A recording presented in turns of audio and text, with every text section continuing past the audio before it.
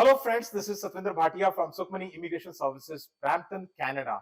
I am a regulated and licensed Canadian immigration consultant.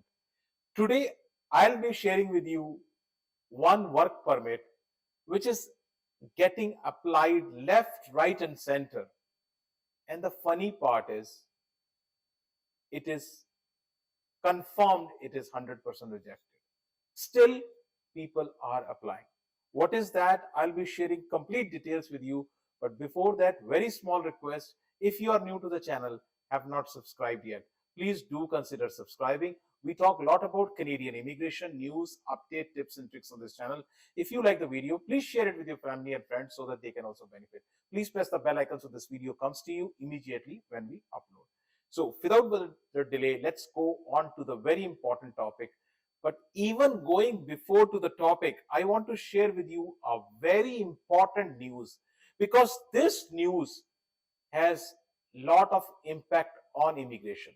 So federal elections happened in Canada and Liberal Party emerged as a winner. Many congratulations to Mark Carney, who is our new Prime Minister, and Mark Carney will be soon formatting our entire set of ministers. We may see a change into immigration minister also, but let's see what happens. I am not talking about the policies of Mark Carney or what is going to happen post this, because those are speculations. There is nothing concrete. So till the time something concrete is announced, I am not going to talk about it. So what I am going to talk about it is a very special type of work permit, which is applied so frequently in Canada. And this work permit is called dummy work permit. And I have a question to all of you. Is this right? Is this wrong? So we will address this question. Let's see. And you know what? Who is applying this work permit maximum? Students who transition to PGWP, postgraduate work permit. What is PGWP? PGWP is a postgraduate work permit which you get after your studies are finished. Usually it is 3 years. Now, I want to tell you two golden rules about PGWP. The first rule is, PGWP you only get once in a lifetime. Just remember this by heart. You only get PGWP once in a lifetime. Once you got it, it's done. You cannot get it again. And the second important thing, PGWP can never be extended. So that's the second. Now, immediately when I say, many people will jump and say, no, our PGWP got extended. Well, yes, there is a small wording underneath, and that wording says, under normal circumstances. PGWP is never extended under normal circumstances. Yes, during COVID, PGWP was extended, but it was not normal. And it was not extended once, it was extended twice. So, if there are some special circumstances, PGWP can be extended. But under normal circumstances, it is never extended. So, these are the two golden rules. Please remember them by heart. Now, coming to the dummy work permit. What is a dummy work permit? Well, a dummy work permit refers to a situation where someone applies for a work permit without legal grounds. What is the meaning of legal grounds? I'll explain to you. But without legal grounds, apply for a work permit, that's called dummy work permit. And the goal, what is the goal of this work permit? The goal of this work permit is to buy time and to stay on a applied status or maintained status, right? Applied status or maintained status, continue working illegally. not legally. Continue working illegally, hoping that rejection will take 5 to 6 months. So this is what is happening. And what are the legal grounds? So the legal grounds to apply that you have a LMIA or you have a job which is LMIA exempt. If you do not have LMIA, then basically you don't have a legal ground. You can have a provincial nomination. A provincial nomination could be there, and it could be from OINP or it could be from any other. I'm just taking an example. Or a support letter. Again, the word support letter is very important. So it could be a PNP nomination. You got a nomination, and along with the nomination, you get a letter which says that you can apply for an extension of work permit. If you do not have nomination, you do not have a support letter, Manitoba is offering support letters. I have a complete video on that. So if you do not have a support letter, if you do not have a nomination, then basically you have no grounds. Suppose your spouse is here in Canada and she is doing a job which can get you an open work permit, or she is studying, for example, masters. She is studying masters or he is studying masters, whatever. Your spouse can get you spousal open work permit based on the job, based on the study, but not for everyone. Again, there is case to case and there are rules on that. You can have other IRCC approved exemption categories. There are other categories, but that could be there. Or there is a public policy which is announced. If all these things are not there, basically you do not have a legal ground. And the funny part about this is, you have success rate of everything. You have express entry success rate, you have a success rate of visitor visa. This is the only work permit which has 100% rate, 100% rejection rate.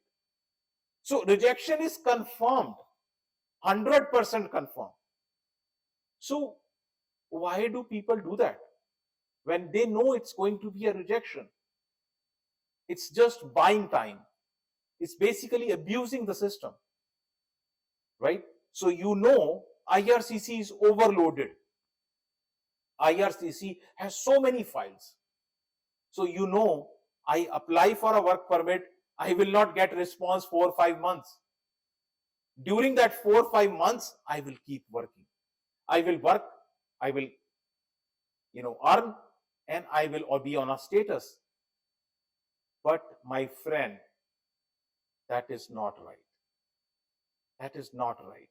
This is the only work permit which has 100% rejection rate. 100% rejection rate. And still people are applying. And on the top of it, I am surprised when immigration consultants are encouraging people to do this. How can you do that? People may not know, at least you guys know, this is not right. And still you are encouraging. So my request to all of you, public, general public, please have awareness. Please do not go by whatever your immigration consultant or lawyers is suggesting. Please do your research. See what I am saying and see what is the reality. So with this, if you look at the consequences of the dummy work permit, look at the consequences. The consequences, first of all, this is considered as an abuse of the system. You are abusing the system. It is viewed as a misrepresentation. It is a misrepresentation. And Basically, you are working without authorization. You don't have an authorization. So you are working without authorization. And this could also get you the removal orders. There are very high chances you can get a removal order. If nothing happens, one thing is for sure going to happen. It is going to damage your credibility. And I am surprised people think visa officer is, he doesn't know anything. Visa officer in a day looks at 20, 100 files.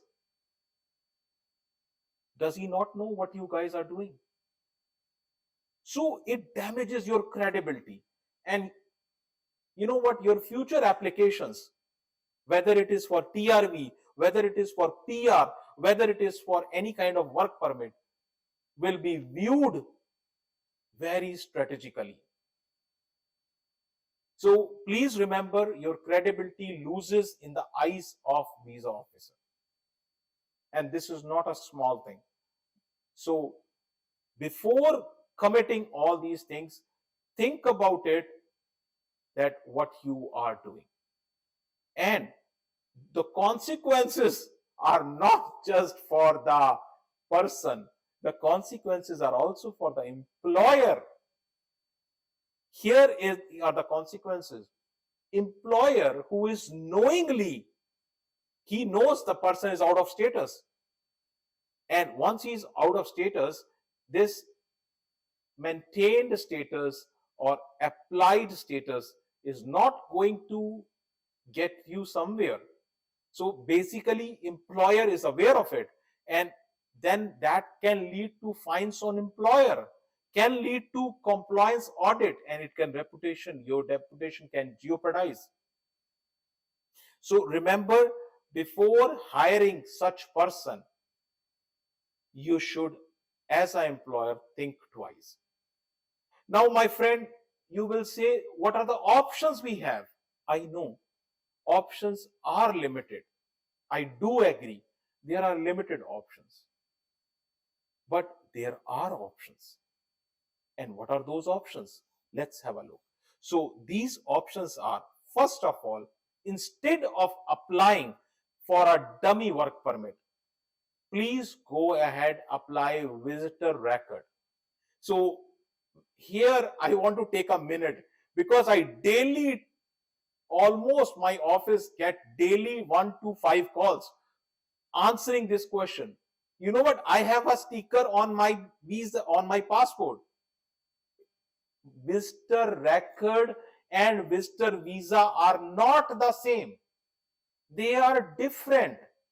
Visitor visa is a sticker on your passport. Visitor visa is for entry to the country. For extension of your stay, you need visitor record. Visitor record is a sheet. It's not a sticker. Visitor record is a status. It's a legal status. You cannot work on visitor record. You cannot study on visitor record. But visitor record is a status. There is a difference, again repeating, there is a difference between a visitor record and visitor visa. So that's number one option. Number two option, if your employer is ready to provide you with LMIA, with your name on it, you can apply LMIA based work permit. There could be an option which is called as LMIA exempt jobs. So you can take the LMIA exempt jobs also. There are certain jobs which are LMIA exempt. But that's an option.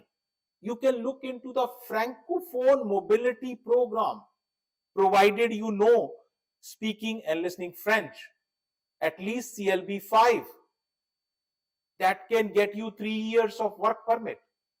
So you can look into the option of Francophone mobility program. Your work permit is getting expired after 3 months, 4 months. You can learn French, go through the exam, TEF exam, TCF exam, and get CLB 5 in 2 areas, speaking and listening, and that's it, you're done. You can apply for a Francophone mobility work permit. Another option, study permit. Well, let me clarify, very important. Let me clarify. You are studying again, but you are not going to get PGWP. Again, let me clarify. You are not going to get PGWP again. Study permit is a legal status. It can help you to work legally 24 hours. There are many colleges in Canada who can offer you study permit with very less fees. You can take an easy course, you can do the course, get enrolled in the college. Particularly, you know what, after the rules have changed, so many colleges are not getting the students. So many small colleges have offered discounted price for their courses. So you are sitting here in Canada, you can get enrolled in a study permit. If you do the study, you can work 24 hours legally in Canada, plus you have a status, plus you can learn something, maybe a new skill. So that's another option. I have already discussed with you spousal open work permit, but this is not for everyone. This is only for those who have their spouse either doing master's, PhD kind of thing, or those who are into a job which is qualifies you for a spousal open work permit. Not every job qualifies you for spousal open work permit. And lastly, and here is a very important thing, please do not listen to your relatives. Please do not listen to your friends. What will my friends say? What will my relatives say? Please, if you, rather than staying illegally in Canada, please return home and apply PR from outside Canada. Your experience is there, your paperwork is there. You can still apply PR outside Canada. So I would definitely suggest returning home is a better option than doing an illegal act. These are the options. So my take on dummy work permit is, dummy work permit can buy you time. It can definitely buy you time, but the cost is going to be very heavy cost. So before you do such kind of activity, think twice. Each person has a individual situation. Each file is different. Each case is different.